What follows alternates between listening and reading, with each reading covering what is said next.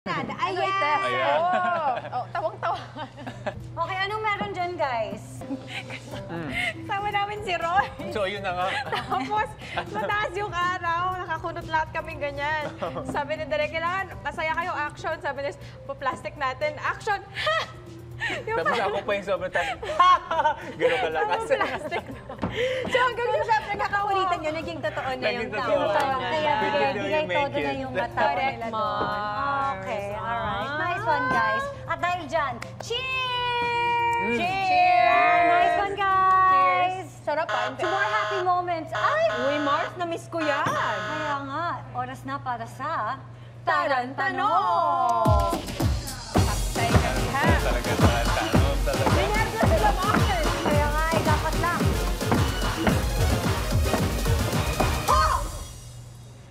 Okay, Ara! Nasa'yo. Kahit anong kapit mo dyan sa shake mo, ikaw pa rin ang napili ng aming ano ba? Ito na! Tingnan natin kung ano ba ang tarantanong for you! Ara, ito ang tarantanong ko sa'yo. Naku po! Totoo bang meron ka naging past sa isa sa mga kasamahan mo sa lolong? Bakit may ganon? Oy! 5 seconds to answer, no explanation, go! Anong klaseng pass? Wait lang, ano lang yun? Mini lang, ganun lang. Mini pass, so yes or no? Yes. Yes!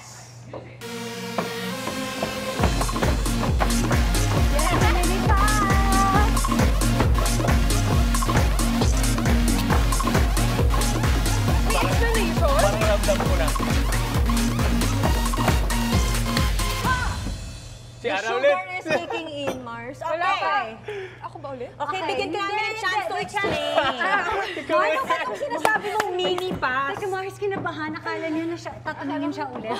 Hindi, ito na yung chance mo para mag-explain. Ano po to? Napakabilis lang naman ng mga... Kaya mini lang. Mini lang. Parang ganun, ano lang, pahapyaw lang na never natuloy, na walang nangyari. Yun. So, sino nga? Panibulong na lang po. Sige. Ayan. Bahala na kayo dyan. Ha? Opo. Oh, so muntik-munti ka na, but... Opo. Ano lang, nado lang sa edge, pero never tumalon. So ano nangyari during the taping ba, the lock-in? Napag-usapan ba? Inasar ba kayo? Paano naungkat? Actually, okay naman po, parang, kasi naging friends naman talaga kami before. Okay. So, napag-usapan naman namin, okay naman, para irreverence, kasi mahirap din sa eksena na parang awkward. So, napag-usapan naman namin, so okay na. Nice. Oh, nice one, guys! I like it. Mga kapuso, ito ang ilan sa pampasaya sa inyong umaga. Mga fun facts na pwede nyo i-share o i-flex sa inyong mga tropa.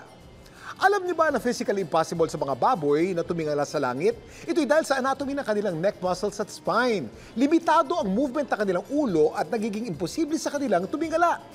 Ang mga buhaya naman, di kayang ilabas sa kanilang dila.